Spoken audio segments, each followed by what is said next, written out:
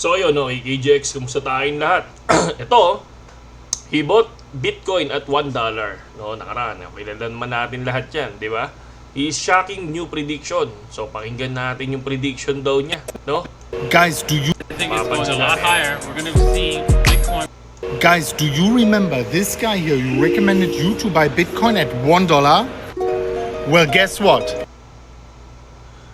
This guy is next to me right now, DaVinci J15. Tell me, where is Bitcoin going in this bull market? Well, I think it's going a lot higher. We're going to see Bitcoin prices of $400,000.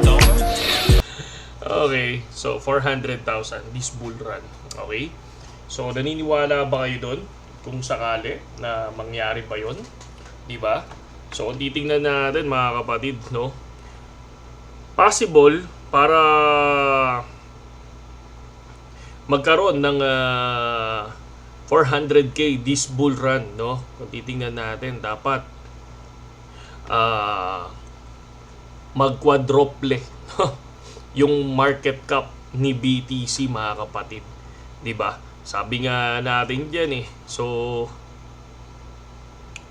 marami, no? Napakadaming prediction ang lumabas this bull run. Okay?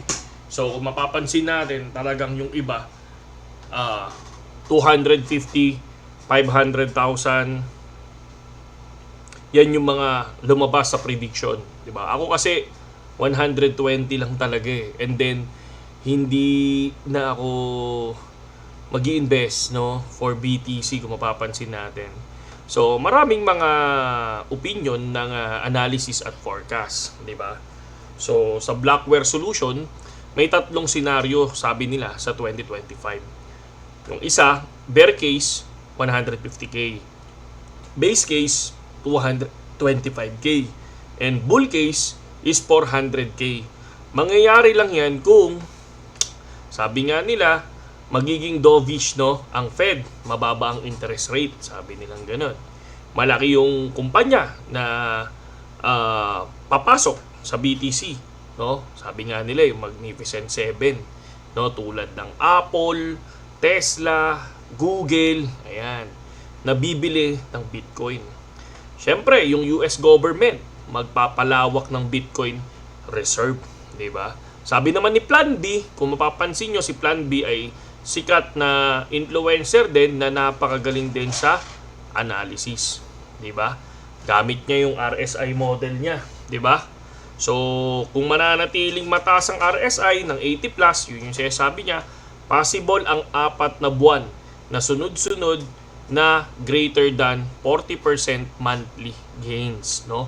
Mula sa 104k, pwedeng umakyat daw ito hanggang 400k. Yun yung sinasabi ni Plan B.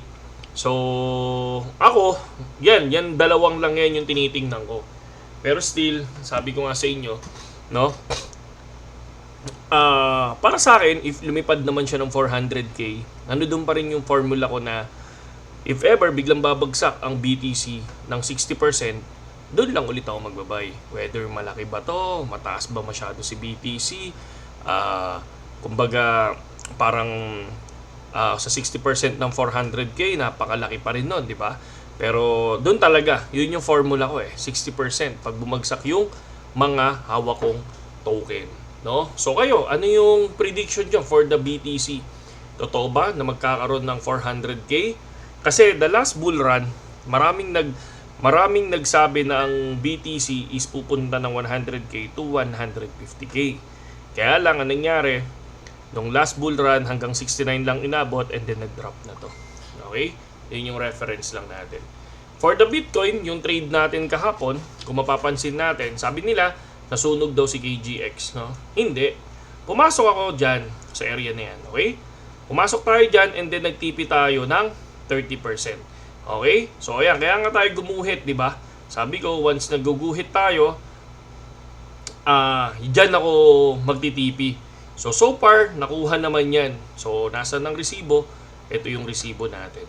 So, pumasok tayo ng 112,040. Ay, si Amero pala to, no? 112,731, nag-TP siya, 30% gain. Ako naman, pumasok ako ng 182, nag-TP ako ng 31% hanggang 38%. So ngayon si Sol, nakuha yung TP natin na 21%. So profit tayo dyan. Tulad na sinabi ko, lagi, no, hindi ako nagtitrade ng sobrang tagal. No? Kumbaga nagtitrade ako based doon sa TP1 na siniset ko saan? Sa sarili ko. Okay? So next, kung mapapansin natin, BlackRock just sold 500k million of BTC. Ay, 500 million of Bitcoin and continues dumping more. So, ano yung gusto ni BlackRock dito? Okay? So, tingnan natin kung hanggang saan ang i-drop ni Bitcoin. Doon sa mga basher natin na naglong ng 124k, saludo sa inyong lahat.